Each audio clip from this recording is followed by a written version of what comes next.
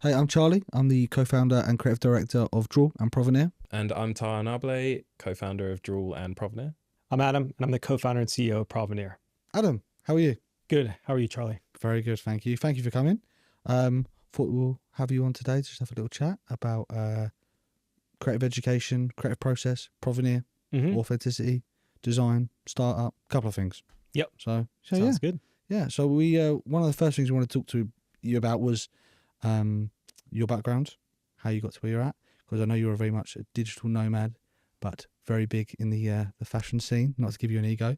Go on, tell us, how did you get to where you're at? So my career in the creative arts started in fashion design. I ran my own label in London for about 4 or 5 years. I moved here to do an MA at St. Martin's.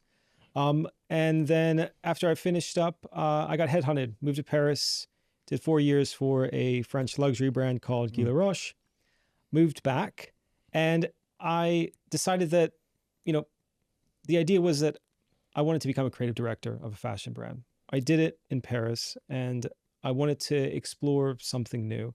So COVID hit. I was working for a university at this time, and we started to look at new digital applications and how we could upskill our students in things like Clo 3D, digital modeling, and that just easily led me into digital design and ideas of then protecting work digitally. There was also another kind of interesting, caveat to that where within the design scene, especially fashion, I mean, it's well known that you're going to get ripped off a lot. I mean, one of the, most exciting, probably most angry moments I had was about, 4 or 5 weeks after we did the first collection in Paris for Guy. I go down into the metro, and there's a woman there wearing a complete ripoff of one of the dresses I had on the runway. Define rip-off. Are we talking about like brand or like one for one designed the same? Like kind of an Audi version of a so basically, it was box. like a head-to-toe knit dress that the one I designed, head-to-toe knit, navy, and it had this kind of like gold foil paint on it that looked like a cracked pattern. Yeah. And she was wearing one that was black, and it was white, and it had a black paint pattern on it, exactly the same length, exactly the same fit. And I even have like a picture I took inside the tube. Yeah, that's true. tricky. And I was just really furious about that. And, just kind of started talking to some friends and who were in the industry as well. And they said, oh yeah, that happens all the time. Yeah. No, it's very standard, isn't it? It's like surprisingly standard in fashion more than anything else. Exactly. And especially in fashion, they talk about the sort of like the 5 differences rule, where if you want to actually protect something, have a design right for it. The idea is that you need to have like 5 discernible changes, that it has to be new in some way. So it's very difficult to then actually protect these sorts of designs going forward. But it got me really interested in, if everything's moving online, if we're going to be creating things digitally online, and we're going to be sharing these things online, we're going to be promoting them online, which is clearly what's happening. And then with AI, we're going to make them faster and faster online. How are we going to protect any of this? Because at the end of the day, what's interesting to me is that, if we're, as the creation process becomes truncated and it becomes faster and faster, the thing that really matters is, can you actually prove that you just made that? Can you actually, do you have the proof behind it? And then, because if you don't, then who's going to buy it from you? Who's going to hire you as the director of this? Who's going to know that you actually have the skill set? That said, though, on to that next step of like the protection of that content, like the democratization of creativity through all of these really, really robust creative tools that people get access through, a very cheap subscription now. That obviously increases the output of, our generation. It increases the creativity, but alongside that comes an increase in risk of your ideas being stolen, which is obviously where Provineer came about. What was the start of that idea? I know we've talked about this loads a lot, but what was the start of that idea? Literally just seeing that dress and you're like, I need to fix that, and you immediately were like, problem. That can't be the only problem I have. Why is it a problem everyone has? Yeah, it was first trying to figure out if this was just something that was happening to me, and then realizing that no, this happens all the time, and doing a bit of research and talking to some friends and some peers, And then initially the idea was, I'm going to build something that's going to stop this. And then within about 20 minutes of doing any research, you're like, oh, you can't actually stop this. There's no way of stopping that at all. So the only thing that you can do is you want to basically build enough protection for your brand as quickly as you can from that, immediate process of design. So it was about creating a tool that gave the same immediacy that you would give for somebody who wants to promote their work. If I want to put my work out there right now, I can download an application, I can take a photo, and boom, it's on there. But I can't really do that if I actually just want to make sure that maybe before I send this portfolio out to someone, I at least have some way of proving the time, the date, that I'm the owner of this, that isn't just some, timestamp that just lives on my computer. It's almost like IP protection didn't quite catch up to the pace of the rate at which like art and creativity was actually happening almost. I think so. And I think, you're seeing that even in, UK government policy. There is a consultation that launched in 2024 that's trying to deal with the, ramifications of, the AI industry and copyright. That consultation won't even end until I think it's the end of February. Yeah. And even at that point, within the consultation, it pretty much says that technology is moving so fast, we're always going to have to adapt to this. Nice. So yeah, perfect. Solving a problem there. Exactly. So really, from what my understanding and working in this industry and trying to build a solution, or at least some sort of protection for this, it's very much about, well, you have to make sure that you have up to the minute coverage of that work, and before you start, sharing it out. And it also gives you the ability later, because there's no consensus yet on if I make something with AI, is the inputting of the prompt, does that give me enough ownership to actually sell the outcome of that?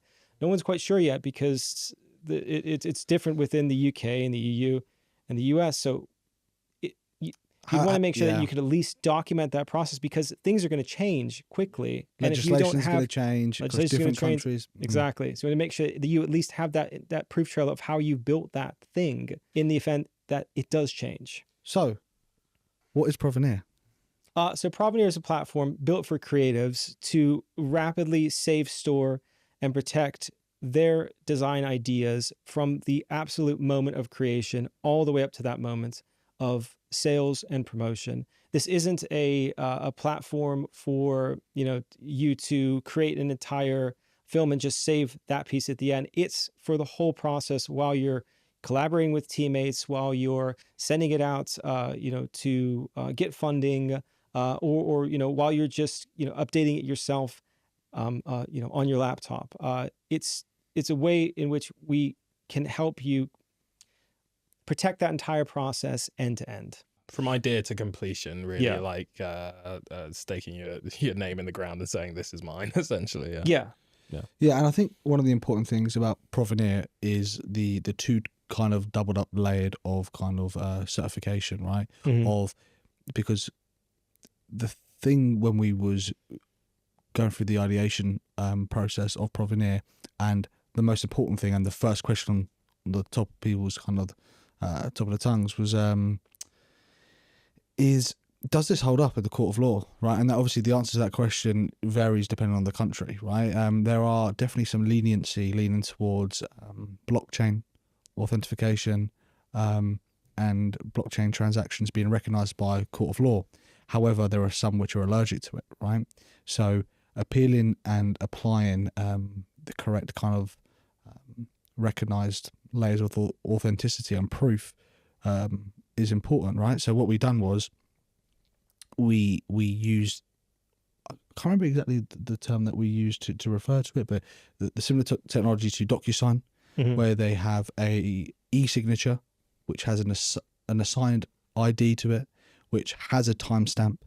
It has a recognizes where someone is, who they are, where they are, identified to a single person. Right, exactly, and partnering that with the immutable kind of blockchain stuff as well, kind of makes the two things kind of as double layered, right? So when the world is ready and when the government is ready to kind of recognize that, which they are definitely moving in that direction. I mean, if that's by choice or by force, but they are either way. But I think that's an important part of Provineer, and as you were saying, in terms of proving that you've done something. So just speaking a bit more about how to prove that you've created something. What is like the kind of fundamental ingredients of, right, if I'm going to submit that I made that piece of clothing, what kind of supporting documents or layers of proof would I need to, or do I need to provide? I feel like in a way, this is like the interesting thing about Provineer, and the interesting thing about AI right now is that the best thing you can do to prove the originality of something and the ownership of something is to document it. Yeah, to document that process, because that is the thing you can't replicate now. Like, weirdly, you can replicate the end product these days with AI. And so the human part of it, the authentic part of it, actually comes from the process. And that's an interesting change that's quite recent. And I think that's going to be something that's really integral going forward. If there is a decision that, making something with AI can be copywritten, if there is a certain level of human interaction within the process of that work, you are still going to have to prove that level of interaction in that work. And with Provineer, it gives you that ability to do that from the very beginning. So instead of just having a prompt and a final output, you could have an entire, recorded video of the entire process, plus all of the reference images that you looked at prior to this, plus all of the adjustments in the prompts, plus all of the false starts or design ideas that came out of it that maybe didn't really go in the direction that you wanted, as a full package, documented. And I think the other point of this is, once it's on the platform, you can't change it. You can't go back and retroactively adjust it and say, oh, actually, I did this amount of work. It's all locked in there. And if you want to change something, you have to add another upload, another layer to it. So which supports that work going forward. So, I mean, that's the base reason why, that's the first reason why we decided to use the blockchain, was because of that immutability. Yeah. And the second reason was, it is then third-party verifiable. If for some reason the website goes down, or let's say that you didn't actually upload the work onto Provineer, or you've deleted the work off of it, as long as you still have that file, you're able to match it with that chain. Through third-party sites, you don't actually have to go through Provineer to identify ownership over that work. So we've built it to have all of these fail-safe layers in the event that, the unexpected happens. I'm a designer, and the one thing I'm not great is organization. So this is another tool to really organize that creative process. And then you can go back and you can say, okay, this was the moment of inception. Exactly. Or this is the spark that I had. I'm going to make sure that I create like this going forward. And do you think, by maybe not scarcity, but in terms of in prevention rather than cure, that having to feel the need to, if you don't use something like Provineer or don't intend to have to document everything for every time that you do it, organize that in a way becomes prohibitive to you achieving the desirable outcome, right? Because you're so concerned and concentrated on recording everything that you do to prove that you made the outcome and end result. So surely it's extremely important that you can just focus on the desired outcome and not worried about documenting that layers of proof. I think that was essential with Provineer, is that it doesn't get in the way of the process. It's got to only bring benefit. That's why it's understanding the core user experience, right? What people want to do. Provineer is there to help people protect and prove that their work is theirs, right? That shouldn't have to add a layer of complexity to people's existing entire experience in everyday life of their work when they're creating and constantly creating and designing, right? To prove that they've come up with an idea or something seems like more work than to just do it, right? So having something that seamlessly works within your current workflow that works as you work, right? Exactly. And having multiple versions and stuff like that is kind of one of them actually good examples of understanding behavior, the need, and kind of adhering to that. So how and what is creative institutions, from your perspective, doing in an attempt to support, and are they support kind of authenticity for their creatives? It's a good question. I mean, I can only really look at that from either a fashion design or a digital technology design kind of angle. I mean, the main focus of creative institutions is, first of all, to get those students to think in a way that feels authentic to them, to design in a way that feels authentic to them. But really, the way in which you teach them to protect that authenticity is to make sure that, essentially they document that entire process. And this could be in a sketchbook. It could be something digitally. They may be using something like a Google Slides or I mean, a lot of my students use things like Procreate, Photoshop, Illustrator. They are also using AI tools in their design process. But they're documenting everything out in some form. There's always, in every industry, there's a sketchbookification of something before it happens.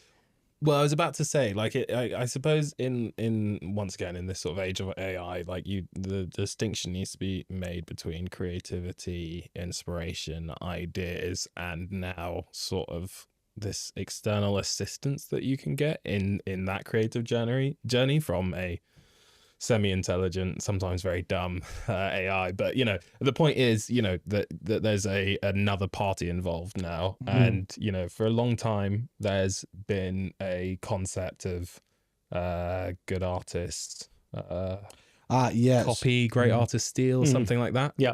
And I suppose what kind of artists are the sort who use AI? Are they great, or is that just part of the process now? A perfect example of that is that recent Ed Sheeran case, right? Where he is constantly making music, constantly iterating, constantly trying, right? And he genuinely come up with something, right? But we're in a world where we're always on our phones or seeing things. We're always influenced, even if we don't know it, by something, someone, somewhere, right? So if we're in a world where we're always influenced by anything and everything, is anything original? Can it be original? How do you prove it's original? Especially if it's out of pure honesty, right? Again, assuming Ed Sheeran is innocent in the case he's in, right? I can't remember exactly the reference where he's being sued for, right? But it's like certain samples of some things that sounding alike to something. If he can prove that wasn't part of the ideation process, but then you need to document that, right? To prove that you didn't step on someone's toes. So the need to prove that you created something is growing, and something that a good friend of ours, Luca, is very done a lot of research on and talks to me about was, I can't remember the exact study it was to reference. I'll find it, but it was less creative people. They find the usage of AI to be more helpful. Beneficial. More beneficial in their creative process and ideation. More creative people find it less helpful. Right? Because there's kind of a standard right there. So if you imagine it kind of here. And I think that contributes to the general idea of like, that the ideas that ideas are still basically the main currency, I suppose. And on that level, I think the like level to which AI helps you and the level to which you're reliant on it, and in the same way as like in the days before AI, if you were copying someone like word for word or pixel for pixel in terms of what they designed or created, then that's not creativity. Equally, if you're doing something devoid of any inspiration, that's not creativity. And I guess we find ourselves in a bit of a similar place with AI now, where I think it can give you a leg up if you're starting from nothing, but the best stuff is still being done with the people, by the people with the ideas and by the people with creativity in them. And I think that because of that democratization of the power of creativity, more importantly than ever, it's important to protect your ideas if you're the person generating. Where do we all see AI going at this point? I think it's I feel like it's reasonable to say that AI isn't going to immediately be taking the jobs of every creative in the very short term here. So I don't think I see it as a massive threat to creativity in the short term. But that said, like what's the best way to actually make use of it in your workflow, in your creative process right now? Like, is it to generate a final product, you reckon, like from your perspective? I've definitely got some feelings on this myself, but yeah. I mean, I think it depends on the creative process, and it depends on what you want the outcome actually to be. But I find that the most advantageous use to it is embedded somewhere in the creative process. So for instance, let's say we're making a some sort of animated character. You want to actually have, that character to be functional and have a mesh and animated properties and rigging and all that kind of stuff. Yeah. And right now you can't just create something to a high quality standard that then could be used in a VFX film. But you could use AI to adjust a map that may sit on top of that animated character, or at least to run really quick ideas of what the map could look like if you were to adjust it. Now, that may not then end up being something that heads into actual production, but it's a way to visualize. Yeah. I think that's really important and really exciting. And I see my students using that now in all facets of design. I think it really falls down in ideation. I think it's good if it's used with a strong idea to then maybe flesh out visuals next to it. A concept pre-existing boarding. knowledge of the subject, yeah. Exactly. Yeah. I think then it works quite well. I mean, the one thing that I tend to use it for now is I actually quite like it a bit more for search. But every time it tells me something, I am immediately clicking into the source to see if that's real. And sometimes it's not. Yeah, I know. Well, this is the thing, right? It's like such a shortcut, isn't it, to information? Sorry, go on. Yeah, no, it is a shortcut to information, and that's one of the things that's always on my mind. If outcome is so attainable and achievable now, in terms of like the new generation up and coming, who are going to the AI is going to be like the internet was to Ty and I, right? So if the outcome is so achievable, what does that mean for students or the next generation understanding true process, right? Does that diminish process if outcome is so achievable, right? I think the best way and usage of AI really is once you understand and you have the education of, I achieved this outcome by these different methodologies, making these mistakes, these processes, speaking to these people led to this outcome. Without that, and you're just jumping here, surely that numbs the outcome and standardizes the outcome and lacks. I think it's disencouraging in that sense. But if you ask the AI with the consideration of not only your intent, but ask it to maybe even assist you with that process, I think if you get your instructions clear, it can have a better result. For example, if I was to say, could you write me a blog article on football versus can you write me an article on football about free kicks, of when I kick a ball and the aerodynamics of that Roberto Carlos free kicks and how that applies to today. Has the ball changed? And so therefore you get two outcomes of blog posts, but the outcome is wildly different, or based on me understanding that creative process and what I want from it. Because AI is currently, Ty will speak more on this in a moment, is rigged on the premise of trying to give you the best outcome it thinks that you want.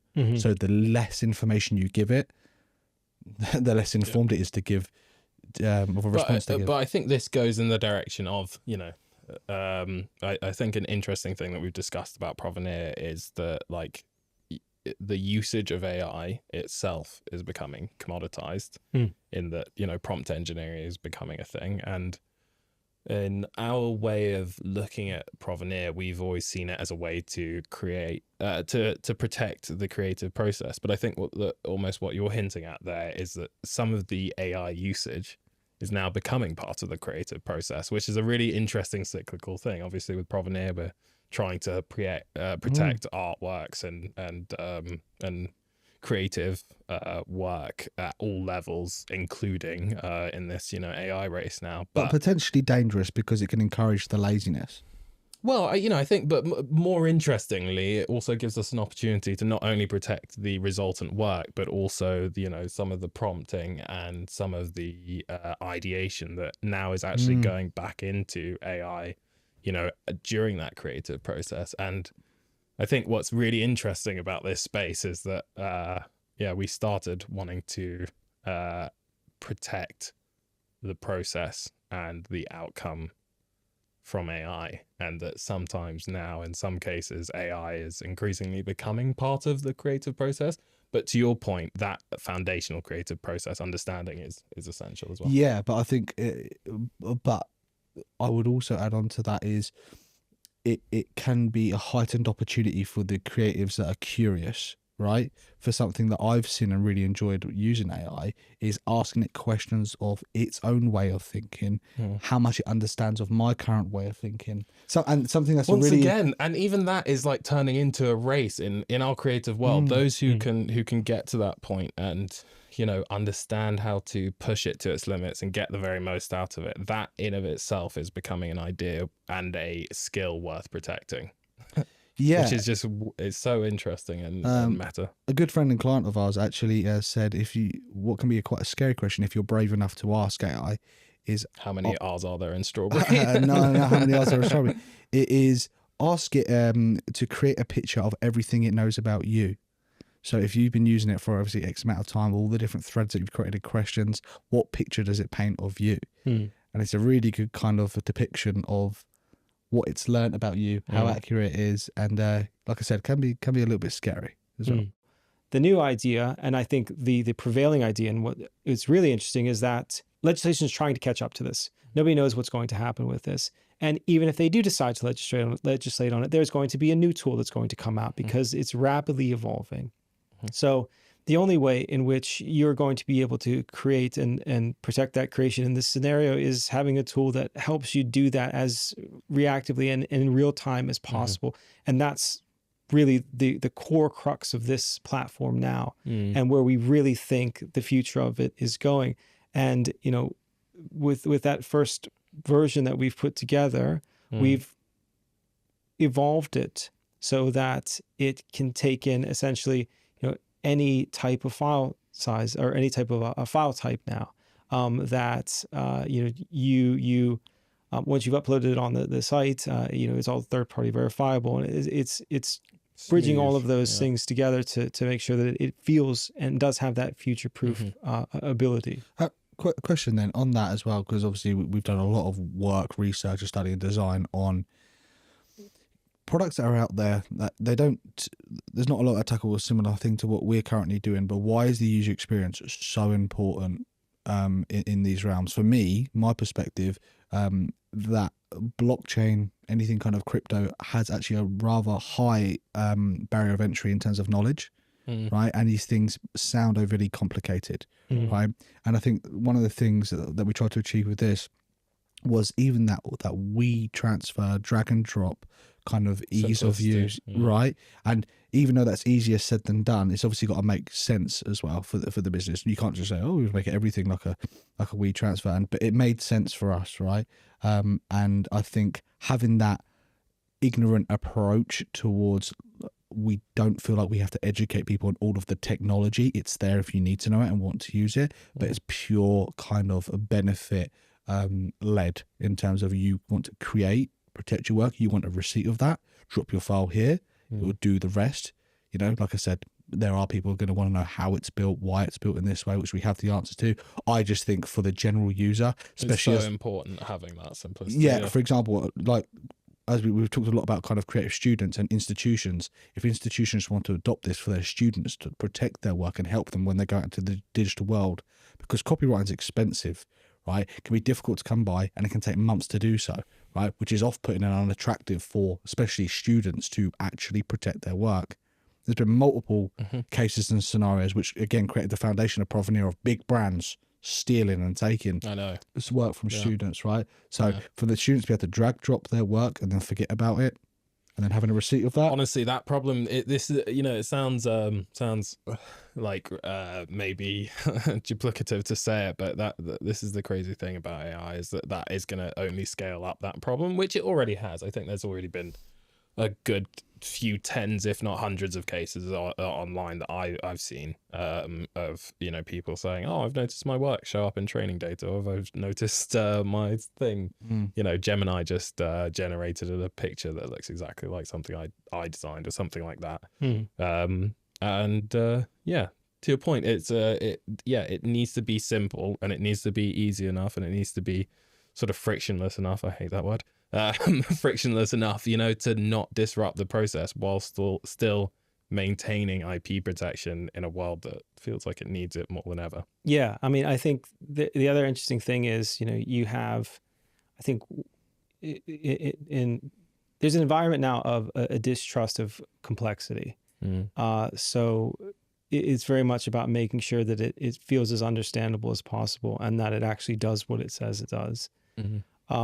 And I think that, you know, that was kind of a core process of how we built it, to make sure that it felt like a tool you've used before, but it did something that hadn't been covered or really thought about in the way that we are trying to, you know, approach this subject going forward.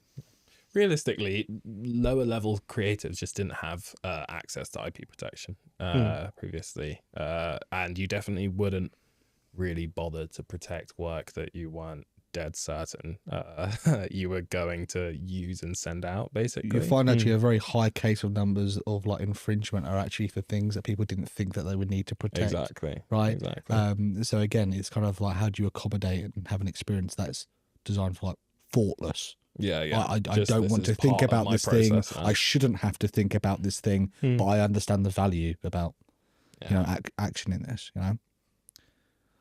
Earlier, we spoke about Provineer being obviously for creatives. One of them things is actually like journalism, which I know your other half, Jess, is very much in the realms of. Yes. I haven't seen Google explicitly put out something, but I want to talk about automated kind of AI generated content for even for SEO purposes, right?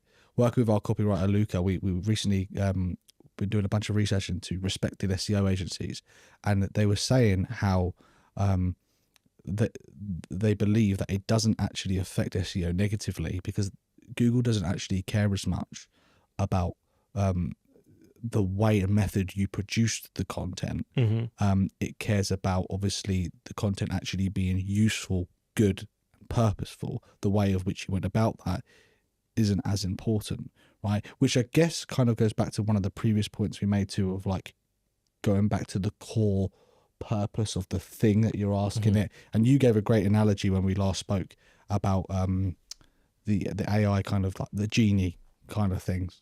Do you want to touch on that? Yeah. So I mean, I just always thought that it was kind of you know, you would rub a lamp, the genie, and then you get a wish, and then you'd recite the wish, and then you would get what you want. And it kind of, that AI has that sort of feel to it. And I think that you know, the ease of that is seductive, you know, in the creative process, and it stands to reason that, you know, obviously it's going to you know, it's going to keep influencing how we create things, but I think that you know, you're going to see more platforms now with AI that are moving into, you know, more niche subjects, because you talked about this before, about how if you're more descriptive with an idea, then you end up getting a better output from it. That really depends on if the person who actually trained it actually understands any of those ideas at all. And so as those get better, there are going to be more instances where the pipeline for making something, the workflow, is going to get a lot smaller.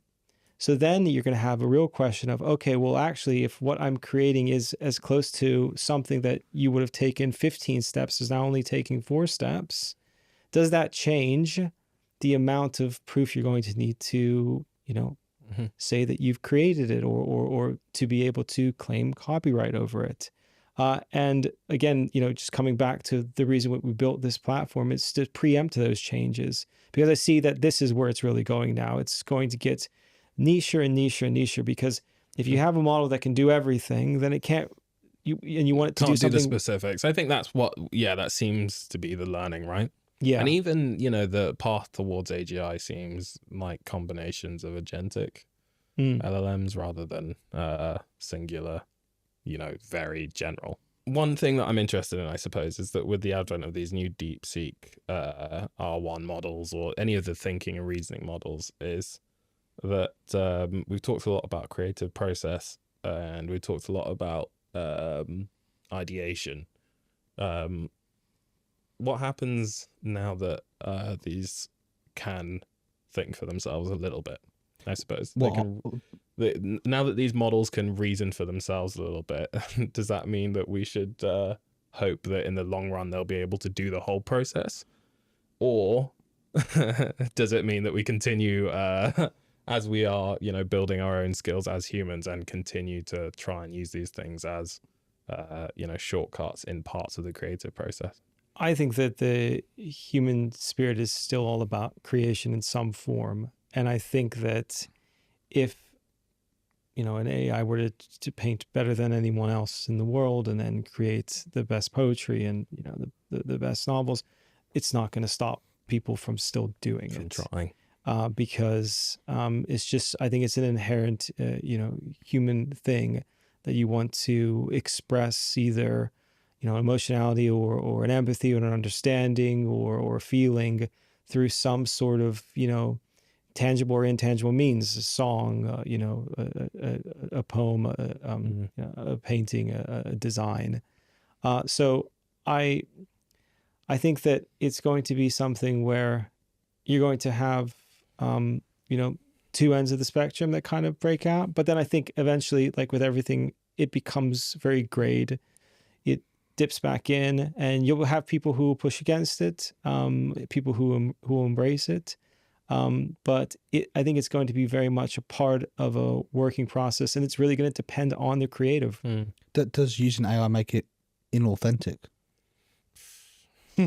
That's the question, right? Because going back to the topics that we've already touched on, will it become more painfully obvious for the people that know how to use it and what they want to use it for? So people that come with intent, and that intent's informed intent, the outcome being wildly different, does that make it inauthentic? I think it depends on what type of inauthenticity you're talking about. If you're talking about inauthentic in the legality of it, is it authentically, your idea in that there's a human element in it, whatever they end up deciding in terms of how something's made with it, what if there's a percentage or how this ends up being attributed. We're waiting on that. You were saying about it comes down to, was it honesty? That's what you were saying? Honesty. I mean, for me, the way I'd use AI, if I did have an idea, I would go to it, I would kind of put it to it. I would even do a voice to text, because if I just text everything, sometimes it won't make full sense. So I'll just speak to it. Even more lazy. Train of thought, and I'll allow it to kind of rationalize what I was thinking back to me, and then I can just see if I'm crazy or not. And then if I'm not, then I'll ask it to ask me questions to then help dismiss or kind of encourage the idea further. So I kind of use it as my virtual Tayo, if you're not around, for bouncing ideas off. Easily replaceable. Yeah, I've got a Tayo GPT at home. So, That's what the T stands for in That's GPT. the T, exactly. Exactly. So the thing I've been thinking about quite a bit now is, as AI truncates the design process and you're creating images faster and you're creating content faster and you're creating, digital media, VFX, text, all these sorts of things, the actual design process, it becomes a lot quicker. That where you're designing on your computer. Faster, Exactly, you're iterating much faster, and the idea for Provineer was that you would hit a certain point and then you would upload. Yeah, like at the end of the day, for example. Exactly. All right. But now that AI is starting to really influence the speed in which these things are created, the idea is that, the next step of Provineer, which is what we're working on at this point, is to build an autonomous version, something that runs with you in real time, so that regardless of the software program that you jump between, regardless of the teammates who you're working with remotely, it can track this. It knows the points in which it will create a record of it, documents it, creates versions of the files, sends them up, all while you're working, and you never essentially saving it the entire time.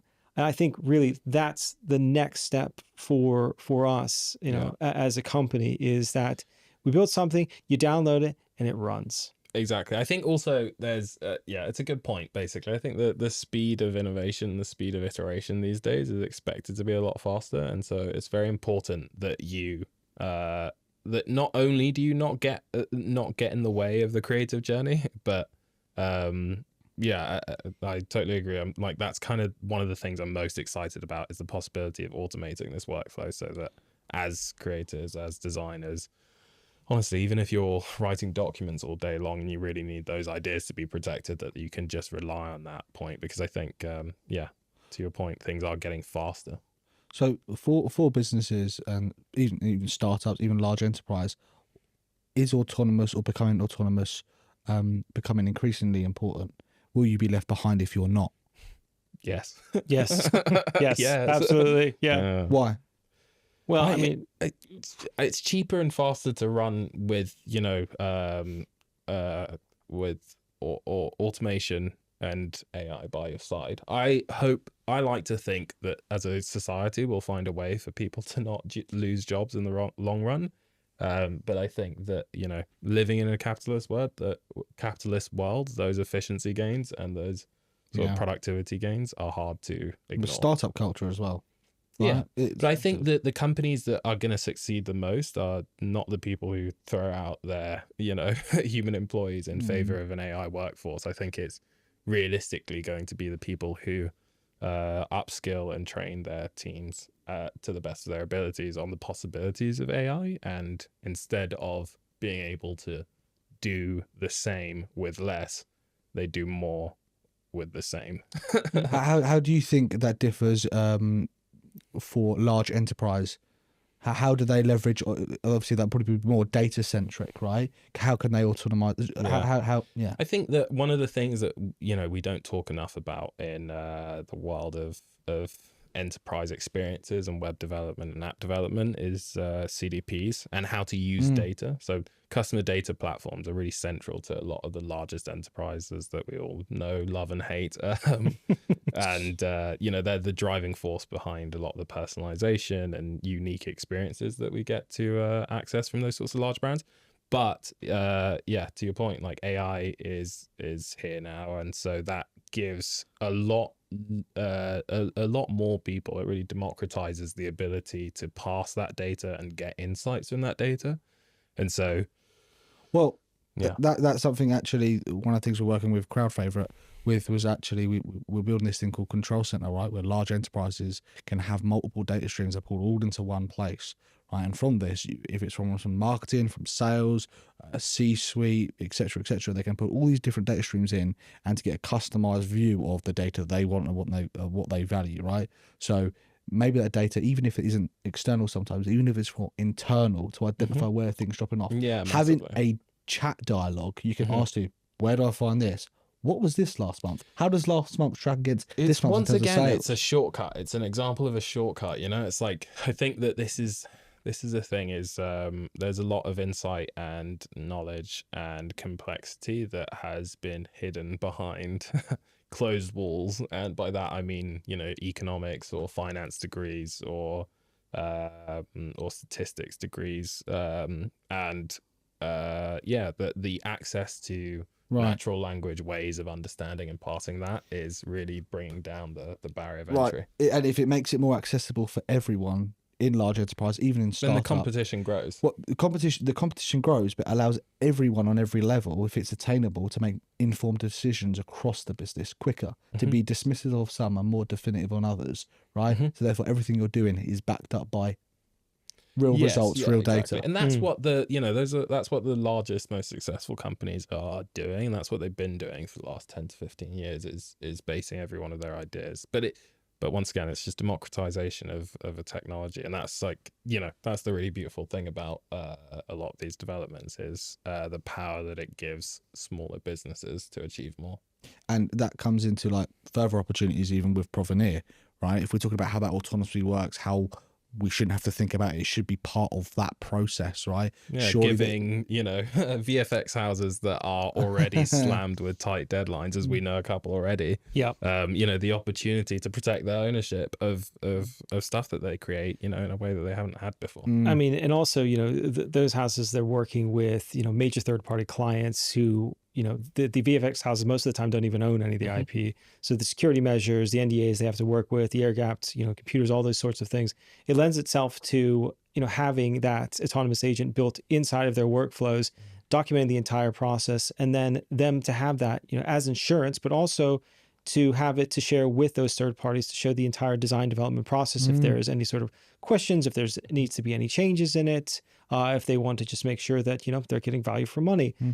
It ends up being a product that enhances the security for both parties on both ends. So they know that they're getting a fair deal within it. So I think that's a really exciting thing for, this autonomous addition that we're building into it. And I also think that it's one of those things where, if you have that data of how you created something that then you can watch back, it's going to give you areas where you can go, I'm having a tough point an here. insight into the workflow that you wouldn't have had otherwise. Exactly. Yeah. And if you have designers who are working with this to figure out, where you can become more efficient, or even things like, why are we purchasing this software? Out of all of the times that we run the Provineer autonomous agent on top of it, we've only actually opened up this software 6 times. So then where you can cut those extraneous expenditures out of those budgets going forward.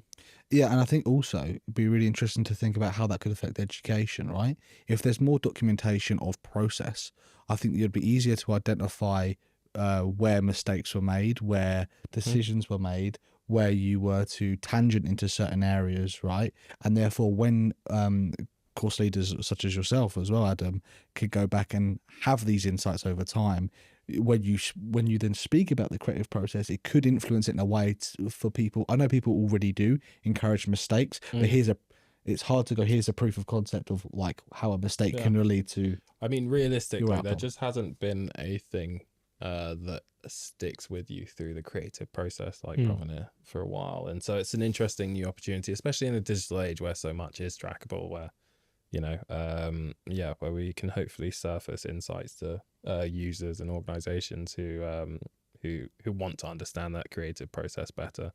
It's an interesting space. So something weird I found was LinkedIn's use of AI. Oh, it's not just LinkedIn, it's Facebook as well now. Okay, but from what I've seen, they want you to post with AI, comment with AI, summarize profiles with AI, and whatever, right? So in theory, fake posts, fake interactions, fake and if everything's becoming autonomous and generated with AI, how do we distinguish between real and not? To be fair, they've pretty much faked the whole time, though. I'd say. If you've read LinkedIn or Instagram in a while, it's pretty bad. Maybe they might get better with AI. But yeah, I agree. It's a strange space to see at this moment, and I mean, as someone who also works, in education, one of the things I think is an interesting development is, there's this, there are a bunch of students who are, I think in the US or maybe in the UK as well, like a group of students who are being homeschooled and they have like AI agents who are teaching them like 2-3 hours a day. And it's, there's these reports that, they're doing really well, and it's really giving them confidence in these sorts of things. I think that there's some attribution there that would be really interesting. If you're building profiles like that, if there's profiles like that on Instagram that you follow and that would learning ones, but then it's sort of like you're kind of cannibalizing your own audience because you go onto YouTube to be an instructor talking about, you want to see people. Exactly. So I mean, it's an odd one, because then it's like, okay, well, if I guess at the end of the day, the idea is that you sell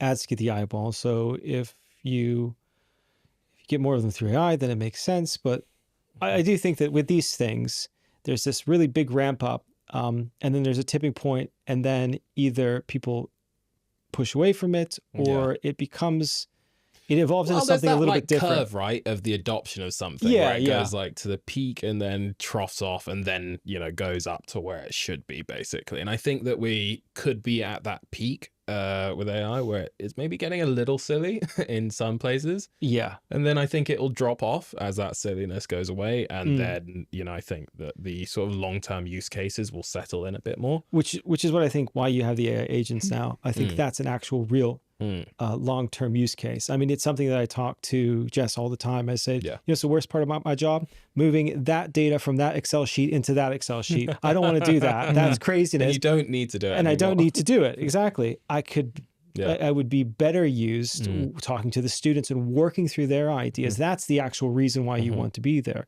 So I think like you said, I do think we're hitting that point. I mean, because like a year ago, everyone was losing their minds over, you know, getting 10 free AI generated images for Instagram. And then everyone went, well, these are all slop. Yeah, so that's the end of that. Yeah. But, you know, once again, coming back to that, I think real human time will become more valuable in the long run. People who can really apply their mind to something, their emotions to something. Well, that's what I was going to say. Something we have discussions with Alex, our head of development, with is can you discount emotion if it's logical and logic, right? Can logic discount emotion? And he was definitely advocate for yes, it's either right or it's wrong, right? But most people, 90% of people, are emotional, right? So you can't discount emotion or emotions, right? And once again, this is our lead developer. Yeah, right. Sorry, is this Alex? Yes, this is Alex. Yeah. Okay. And I don't want to misquote him in any way, but another gentleman that I'm quite a fan of is Rory Sutherland, right? And he talks about if everything was completely logical, therefore it would end up being predictable, right? And therefore it's predictable, it becomes hackable. For example, I think the example he gave, again, I may get this wrong, was if driving was completely all automated, right, as it's kind of looking to where to go, right? If everyone knew all the cars were all simultaneously kind of driving here, there, it stops at green light, stops at red lights, goes at green lights, but if obviously anything was to jump in the way of it, the car would immediately stop. Well, jaywalking would be a huge problem, wouldn't it? Because everyone's going to know, I'll just jump in front of the car's going to stop. Exactly. It's not very great for the 80-year-old grandma who's in the passenger seat who's just nearly hit the dashboard, right? But again, that's not my thing. That's Rory Sutherland's. But it's a really good example of accounting emotion. And I think he calls it, I think it was psychological. Was no psychological? I can't remember. Psychologic, right? So it's that that perceived value is the same as real value. It is real value, value right? And I think so I think emotion shouldn't be discounted even if it was deemed to be illogical. Yeah. And I think I suppose what kind of made me sort of go in that direction in the first place as well is you saying that thing about spreadsheets, you know, that you shouldn't be copying data from one spreadsheet to another, and then, you know, sort of tying in the emotion side of it. I think we live in a world that's pretty logic heavy, and that's really good for some people. There's a lot of people who do well with that. Maybe 10, 20, 30% of the world does really well with that. But it would be nice if humans could focus on doing the human things in the future, the interpersonal things, the communication things, the emotion things, and less of the spreadsheet things. So what defines a human? What that will change the definition of what defines the soft skills type stuff. Soft it's hard skills. to define, isn't it? You've got a good point here. I saw a post a couple days ago talking about someone saying, "Oh, you know, what if AI takes a lot of these jobs away, or it makes it so that you don't have to do this kind of work? What are you going to do with your time?" And then they put up 4 different charts of how much time we spend with our friends from 5 years old until 80. And there's, 4 hours. Yeah. And then by the time you hit about 18, it goes to 1 hour, maybe a week for the rest of your life. And it's just straight down. Kids, exactly the same. You have kids, you spend a ton of time with them till they're 18, and then suddenly straight down to 1 hour for the rest of your life. And that's not what to you get would do. too philosophical about it, but Mm. what else is, you know, the human condition about other than spending time with people and making connections? So yeah, I If didn't it- expect that to go to such Yeah. a soppy place. But yeah, but if it you know? frees up time to do that, then okay, Yeah. fine. You know, not bad. Not bad. I'll take that. Yeah. Mm.